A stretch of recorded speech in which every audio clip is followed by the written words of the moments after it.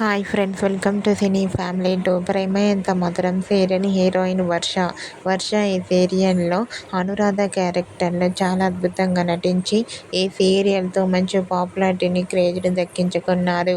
వర్షకున్న fan following అంతా ఇంత కాదు. వర్ష అప్డేట్స్ బయటకు రాగానే బాగా వైరల్ అవుతుంటాయి.